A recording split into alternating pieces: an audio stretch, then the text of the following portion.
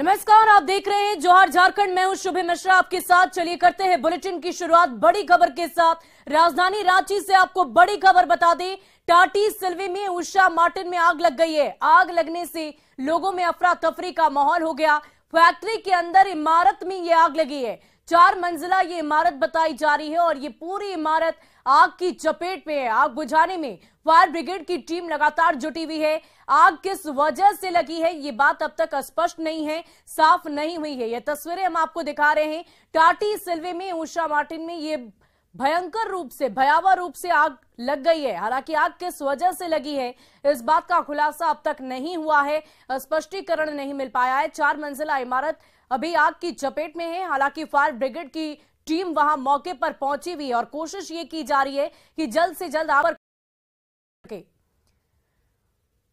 और इस पूरी खबर की अधिक जानकारी के साथ हमारे संवाददाता ओम प्रकाश हमारे साथ रांची से फोन। ओम प्रकाश, क्या घटना घटी, कितनी देर से ये आग लगी हुई है? जी, बताया जो जा रहा है करीब 45 मिनट का वक्त हो चुका है जब से ये आग लगी है। और जो एक 4 मंजिला जो इमारत है उसी में आग लगी। हालांकि जो आशंका जाहिर की जा रही है, हो सकता है ये शॉर्ट सर्किट की वजह से आग लगी हो। हालांकि हाल आग पर काबू पाने का प्रयास किया जा रहा है। उसके बाद ही जो वजहें हैं उन्हें तलाशा जाएगा। उसके बाद ही स्थितियां जो है वो स्पष्ट हो पाएगी। हालांकि इसमें अब तक किसी के की सूचना नहीं है, लेकिन जो प्रबंधन है और जो फायर ब्रिगेड की टीम भी है वो से काबू पाया जाए प्रयासरत नजर आ रही है। और इसी के लिए करीब 4 गाड़ियां जो है फिलहाल इस वक्त दमकल की वो अंदर जा चुकी हैं और आग पर काबू पाने का प्रयास किया जा रहा है। तो प्रकाश, इस बिल्डिंग में क्या काम होता है? क्या ये एक रेसिडेंशियल क्षेत्र है या फिर यहाँ ऑफिशियल काम होते हैं, कार्यालय है यहाँ पर? बताया जा रहा है कि ये कार्यालय ही था और यहीं पर कार्य होता था और उसी में आग लगने की बात जो है वो सामने आ रही है। अब देखना होगा कि इसमें कितना का नुकसान हुआ है, क्या कुछ हुआ है, क्या उस वक्त जब आग लगी तो इसमें जो कर्मी थे उन्हें कोई चोट उठ आई है या फिर वो इसमें शिकार तो नहीं हुआ। इन तमाम चीजों को लेकर जो है बातें थोड़ी देर में स्पष्ट हो पाएंगी, लेकिन इतना जरूर बताया जा रहा है कि फिलहाल इस आग की चपेट में तो थोड़ा इंतजार करना होगा, जिसके बाद जो तमाम बातें हैं वो स्पष्ट रूप से सामने आ पाएंगी कि आग की वजह क्या थी और इसमें कितना नुकसान हुआ है। जी, बहुत बहुत शुक्रिया ओम प्रकाश हमारे साथ जुड़ने के लिए, तमाम जानकारी के लिए। तो ये तस्वीरें हम आपको इस वक्त आपकी टीवी स्क्रीन पर दिखा रहे हैं। फैक्ट्री के अंदर इमारत है और इमारत ही पूरी आग की चपेट में है, जिसकी तस्वीरें आप देख पा रहे होंगे। भयावह रूप से ये आग लग गई है। फिलहाल लगातार फायर ब्रिगेड की टीम से ये कोशिश की जा रही है कि जल्द से जल्द आग पर काबू पाया जा सके। और इसी सिलसिले में 1-2 नहीं बल्कि कुल मिलाकर 4 फायर ब्रिगेड की टीम और वहां पर गाड़ियां मौजूद है। हालांकि किस वजह से आग लगी स्पष्टता अभी तक है। और बड़ी खबर साहिबगंज से आपको बता दें, जहां गो मांस खाने से इनकार करने पर एक व्यक्ति की पिटाई कर दी गई। राधानगर थाना क्षेत्र की ये पूरी घटना बताई जा रही है। पीड़ित ने मिठून शेख के साथ 4 अन्य आरोपियों पर शराब पीने और गो मांस खाने का दबाव बनाने का आरोप लगाया है। आरोप है कि जब इनसे इनकार किया गया तो नंगा कर उसकी पिटाई की गई। घटना 31 दिसंबर के रात की बताई जा रही है और पीड़ित का नाम चंदन रविदास है। आरोप यह है कि नशे में धुत कुछ लोग शराब और गोमांस का सेवन कर रहे थे और इसी दौरान उस पर भी दबाव डाला गया और इनकार करने पर उसकी पिटाई की गई। मामले को लेकर पीड़ित की ओर से राधानगर थाने में आवेदन दर्ज किया गया है, जिसमें इंसाफ की गुहार लगाई गई है। आपका क्या नाम हुआ? चंदन रविदास। मैं गाय का मीट नहीं खा रहा था। 5 आदमी मुसलमान दारू पी रहा, जबरदस्ती मेरे को मीट खिला रहा था, दारू पिला रहा था। नहीं खाया, इसीलिए जबरदस्ती मेरे को बहुत मारा, हाथ पैर तोड़ के मारा, मीट भी खिला दिया मेरे को, दारू भी पिलाया। हमको हमारा बात बोल रहा है, बोलता जितना पैसा लगा 5 लाख 10 लाख दे देंगे, थाना में केस मत करो, ऐसा बोल रहा था। हमारा मुखिया मेंबर सब लोग मेरा घर में रख के गया। ठीक। और इस पूरी खबर की अधिक जानकारी के साथ हमारे संवाददाता पवन राय हमारे साथ फोन लाइन पर जुड़ चुके। पवन, इस पूरे मामले की जानकारी दें और ये भी बताएं कि अब क्या कुछ कार्रवाई की गई है। जी, बताया जा रहा है कि राधानगर थाना क्षेत्र में जो है एक व्यक्ति को जो है गौ मांस खिलाने और शराब का सेवन करने के लिए दबाव बनाया जा रहा था। वहीं पीड़ित व्यक्ति चंदन रविदास ने बताया है कि वहां पर जो 5 युवक थे वो जबरदस्ती जो है उन्हें शराब पिलाने के लिए और गौ मांस सेवन करने के लिए दबाव बना रहे थे, जिसका विरोध करने पर उन लोगों ने उनकी पिटाई कर देती है। पिटाई कर देने के बाद जो है वो वहां से किसी तरह भागता है, तो फिर वो लोग जो है बाइक से सवार होकर उनका पीछा करते हैं, उनका मोबाइल छीन लेते हैं और उसके बाद उसे नंगा करके जो पीटते हैं। वहीं जो घटना जो बताया जा रहा है वो 31 तारीख की रात्रि का बताया जा रहा है, जहां पर वो एक व्यक्ति जो है चंदन रविदास वो वहाँ मोहनपुर थाना क्षेत्र के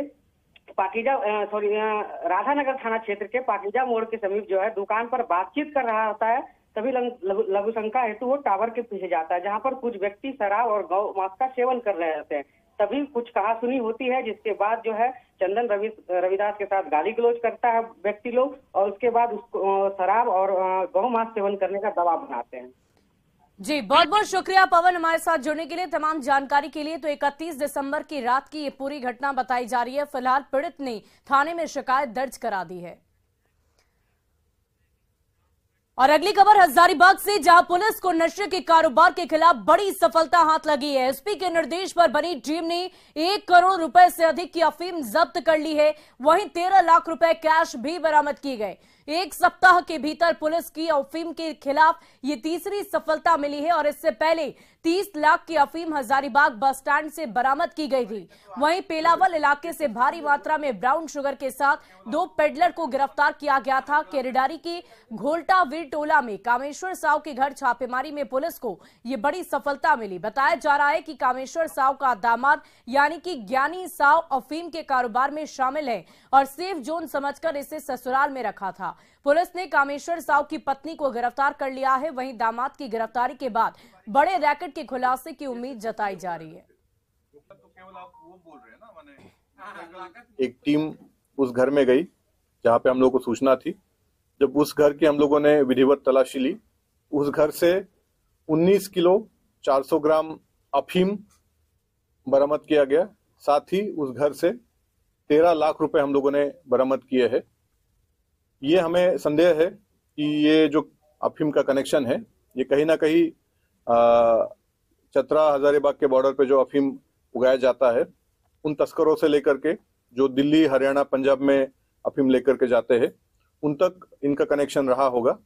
हम लोग अभी गहराई से इसकी जांच कर रहे हैं। वहीं पाकुड़ में महिलाओं को बैंक से लोन दिलाने के नाम पर करीब 27 लाख रुपए की धोखाधड़ी का मामला सामने आया है। हिरणपुर थाना क्षेत्र के जबरदाहा गांव की ये पूरी घटना बताई जा रही है, जहां मामले के खुलासे के बाद पीड़ित महिलाओं ने हिरणपुर थाने में शिकायत दर्ज कराई है। आरोपी महिला साहिबगंज जिले के 3 पहाड़ की शाहनाज खातून बताई जा रही है, जिसने महिलाओं को अलग अलग बैंक से लोन दिलाने का झांसा देकर एटीएम कार्ड अपने पास रखा था। जैसे ही लोन की रकम खाते में आई, शहनाज खातून पैसे लेकर वहां से भाग निकली। लोन की रकम की रिकवरी करने जब बैंक कर्मचारी उनके पास पहुंचे तब पूरे मामले का खुलासा हुआ, जिसके बाद थाने में शिकायत दर्ज कराई गई है।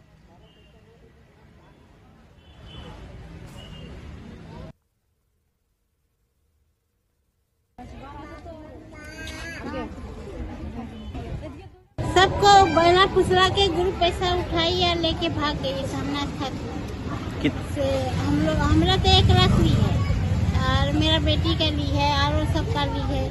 यहीं पे रहती थी, उसी लोग का घर ग्रुप बैठता था और वही बोला के सब औरत सबको एकजुट करके बोली कि आइए ग्रुप हो रहा है से सबको मिलजुल के ग्रुप उठाइए और दीजिए। शहनाज खातून के द्वारा इन लोगों को अपने लोभ और लालच में फंसा करके सारा लोन का पैसा खुद ले ली और इन लोगों को कुछ महीना में कुछ पैसा देने के एवज में सारा पैसा ले करके और सारा पैसा हड़प करके ये फरार हो गई है। और इस संबंध में कांड दर्ज किया जा रहा है और अनुसंधान कर उसके ऊपर में विधि सम्मत कार्रवाई। कितने पैसा सर लेकर भागा? लगभग 25 लाख रुपया लेकर भाग जाने का। और इधर पारसनाथ को पर्यटन स्थल घोषित करने का विरोध लगातार जारी है। गुजरात के राजकोट में जैन समाज की ओर से महारैली निकाली गई। इसमें समेत शिखर को झारखंड सरकार की ओर से टूरिज्म स्पॉट घोषित करने का विरोध किया गया।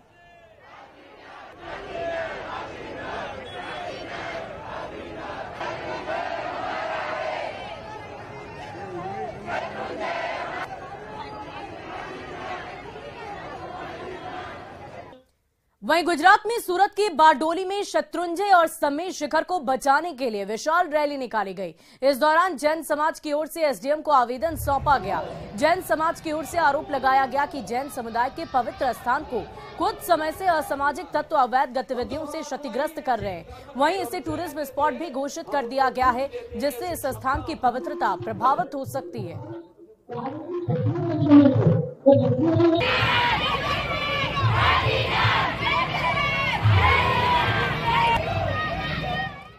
और पारसनाथ को पर्यटन स्थल घोषित करने के विरोध में देश भर में जैन समाज में गहरी नाराजगी नजर आ रही है। रांची में भी जैन समाज पारसनाथ को तीर्थ स्थल से पर्यटन स्थल के रूप में बदलने का विरोध कर रहा है। जैन समाज के लोगों की माने तो पूरा मामला आस्था से जुड़ा हुआ है और वे अपनी आस्था के साथ खिलवाड़ कतई बर्दाश्त नहीं कर सकते। रांची के जैन मंदिर में लोगों से बातचीत की है न्यूज 18 संवाददाता संजय कुमार सिन्हा ने।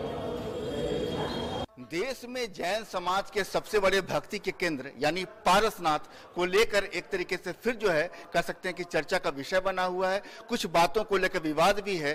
कह सकते हैं कि जिस तरीके से एक तीर्थ स्थल को पर्यटक स्थल बनाने का विरोध किया जा रहा है, यहाँ पर लोग रांची में जैन समाज के लोग, हम उनसे जानेंगे कि वास्तव में जो उनके मन में क्या है, वो क्या चाहते हैं, उनकी मांग क्या है।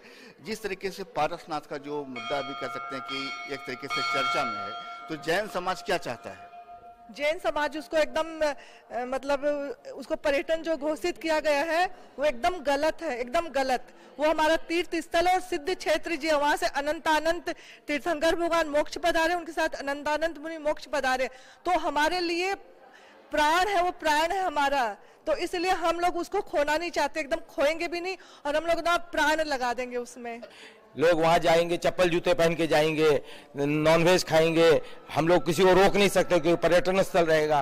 तो उसको भी हम लोग को देखना, क्योंकि हमारा वो क्षेत्र, हम लोग अहिंसा परमो धर्म को विश्वास करते हैं। हम लोग इसको नहीं चाहते हैं कि वहाँ पे कोई भी ऐसे नंगे पैर जाए। जो मोटरसाइकिल से ऊपर जाने की जो प्रथा चालू हुई है, सबसे ज्यादा तो वो खराब हुआ है। उसकी वजह से ही ज्यादा अपवित्रता फैल रहा है, क्योंकि वहाँ पे पैदल चलने की व्यवस्था है या फिर डोली से चलने की व्यवस्था है। मोटरसाइकिल की वजह से पब्लिक आजकल कोई भी पब्लिक कैसे भी जाके इजीली आ जाता है। जो मांग है उसमें अंतर कैसे आप पा रहे हैं कि क्या हो जाएगा? देखिए, पर्यटन स्थल जहाँ बनाने की बात हो रही है, पर्यटन स्थल बनते ही वहाँ मांस मदिरा दारू का सेवन, बड़े बड़े होटल खुलेंगे, लोग मौज मस्ती का अड्डा बना देंगे और ये हमारे 20 तीर्थंकरों की मोक्ष भूमि है जो हम कतई बर्दाश्त नहीं कर सकते हैं। तो आपकी यानी अगर सरकार से मांग रखना हो तो क्या सामने रखेंगे? सरकार से हमारी यही मांग है कि चाहे वो कोई भी तीर्थ स्थली हो, चाहे हम अपनी मांग करें या कहीं की भी, तीर्थ स्थली को तीर्थ स्थली रहने देना चाहिए। जैसे मैं आपका पहले का प्रश्न सुन रही थी, आप कह रहे थे पर्यटन स्थल और तीर्थ स्थल में क्या फर्क है, तो इसमें भाव का फर्क है। अगर जैसे मैं पर्यटन स्थल जाती हूँ, चाहे मैं गोवा जा रही हूँ, तो गोवा और समीर शिखर जी एक नहीं हो सकते हैं, क्योंकि पर्यटन स्थल में हमारा भाव है मौज मस्ती करने का, वहां हमारा ये भाव ही नहीं है। मैं भी गोवा जाती हूँ, पर मैं जब तीर्थ स्थान जाती हूँ समीर शिखर जी, तो मेरे वो भाव नहीं रहते हैं। तो हम यही मांग करना चाहते हैं कि वो दोनों सेम नहीं हो सकते हैं। पिछले कुछ 1 महीने 1.5 महीने से अचानक पूरे भारत में पर्यटन के विरोध में और रैलियां निकलने लगी, तब ये मामला तूल पकड़ा। हम लोगों को ये इससे कोई मतलब नहीं है कि केंद्र सरकार करे या राज्य सरकार करे, ये हमारी धार्मिक भावना है, धार्मिक आस्था है। बिल्कुल, जैन समाज के लिए गिरिडीह का पारसनाथ जो है एक आस्था का केंद्र है और साफ जो समाज है इस बात का विरोध कर रहा है कि एक तीर्थ स्थल को पर्यटक स्थल के रूप में वहां पर उसे घोषित किया जाए या उसकी एक तरीके से उसे महिमा मंडित किया जाए। समाज ये मानता है कि भावनाओं का फर्क है, भावनाओं से जुड़ा है और भावनाओं के साथ खिलवाड़ को वो कतई बर्दाश्त नहीं करेंगे। संजय कुमार सिन्हा, न्यूज 18 रांची। और पलामू प्रमंडल में आदमखोर तेंदुए के आतंक से लोग डरे सहमे और इस तेंदुए पर 10 दिसंबर से अब तक 4 बच्चों की जान लेने का आरोप है और इसे पकड़ने के लिए 50 ट्रैप कैमरे और एक ड्रोन के साथ बड़ी संख्या में कर्मचारियों को तैनात किया गया है। वहीं हैदराबाद के शिकारी नवाब शफत अली खान की मदद ली जा रही है, जो जनवरी के पहले सप्ताह में आ सकते हैं। आशंका जताई जा रही है कि गढ़वा के 3 और लातेहार के 1 बच्चे की जान तेंदुए ने ले ली। तेंदुए ने गढ़वा के 3 ब्लॉक रमकंडा, रंका और भंडारिया के करीब 100 गांव में आतंक मचा रखा है। लोगों को एहतियातन शाम में बाहर नहीं निकलने की नसीहत दी गई है। वन विभाग की पहली कोशिश तेंदुए को जिंदा पकड़ना है और अगर आखिरी विकल्प के तौर पर ही उसे मारने की बात सोची जा रही है। इधर ट्रैप कैमरे और ड्रोन के जरिए निगरानी रखी जा रही है, लेकिन तेंदुए का अब तक कोई सुराग नहीं मिल सका है। लाना नीचे लाना आराम से। हाँ इतने पर रख ले रहा, इतना रखा ऐसा पानी है ऐसा नहीं। और इधर पिछले कुछ दिनों में गढ़वा में एक तेंदुए ने आतंक मचा रखा है। तेंदुओं को पकड़ने के लिए वन विभाग की ओर से 6 पिंजरे लगाए गए, जबकि उसे ट्रैप करने के लिए 50 कैमरे भी लगाए गए हैं। हालांकि पिछले 2 दिनों से किसी ने तेंदुए को नहीं देखा। जिला प्रशासन और वन विभाग ने तेंदुए को आदमखोर घोषित करने के लिए सरकार और मुख्य वन पदाधिकारी सहित अधिकारियों को प्रस्ताव भेजा है, लेकिन अभी तक इस पर कोई फैसला नहीं हो सका है। इधर वन विभाग की टीम भी जागरूकता अभियान चला रही है ताकि लोग सतर्क रहें।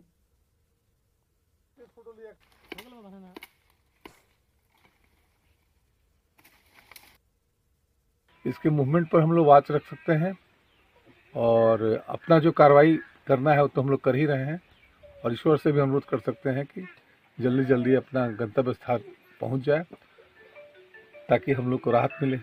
सर क्या कितना संख्या हम लोग बता जा रहे हैं? अभी तक जो हमारे ऑफिशियल रिकॉर्ड में 1 है, सुनने में जब तब आती है कि 1 नहीं और है, लेकिन कोई पुष्टि नहीं हो पाती है, उसकी ऑफिशियल पुष्टि नहीं हो पा रही है।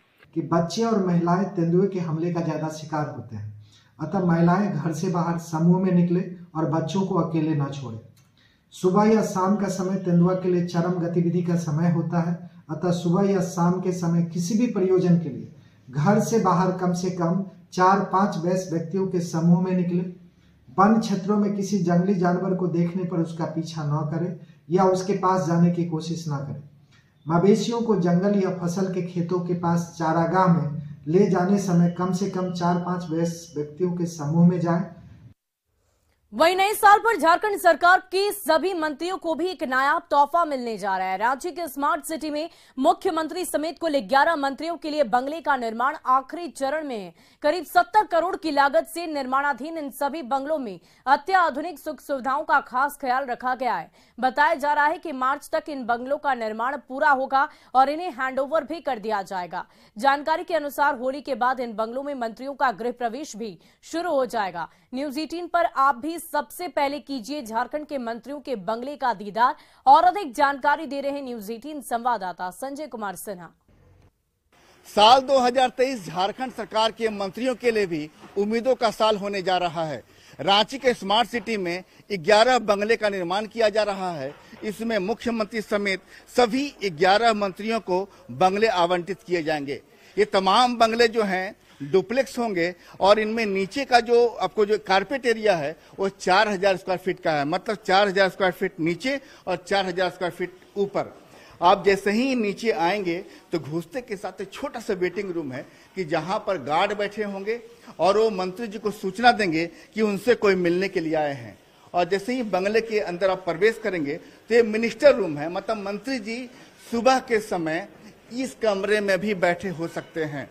और सीधे जैसे ही आप यहाँ पर आएंगे तो सीधे एक लंबा पैसेज है जो सीधे आपको बंगले के अंदर ले जाता है। आपको बता दें कि पूरा बंगला जो है ये एसी से, इंडोर एसी हो गए पूरे बंगले में, और वास्तुकला के अनुसार इस बंगले का निर्माण किया गया है। कुल 70 करोड़ की लागत से कुल 11 बंगले बनाए गए हैं। और जैसे ही आप आएंगे तो एक बड़ा सा ड्राइंग हॉल है। यह ड्राइंग हॉल है जहां पर मंत्री जी के जो करीबी हैं सीधे इस कमरे में आकर मंत्री जी का इंतजार कर सकते हैं। और चूंकि ये जो पूरा जो बंगला है वो बंगला आपको जो है पूर्व की ओर होगा, लिहाजा वास्तु का खास ध्यान रखा गया है। यहाँ पर फर्स्ट फ्लोर पर भी जाने के लिए सीढ़ी पर चढ़ने की मजबूरी नहीं होगी, सीधे यहाँ पर लिफ्ट लगा दिए गए हैं। और यहाँ पर जैसे ही आप अंदर आएंगे तो बड़ा सा जो है डाइनिंग हॉल है, मतलब जो मंत्री जी के और भी करीबी हैं वो सीधे खाने की टेबल पर मंत्री जी के साथ बैठेंगे। इस बंगले में कुल 5 बेडरूम है, जिसमें 2 बेडरूम नीचे के तल्ले पर है, इसमें 1 बेडरूम यहाँ पर है। और इस बेडरूम में आने के बाद सीधे पीछे खुला। और फिलहाल इस बुलेटिन में अभी के लिए बस इतना ही।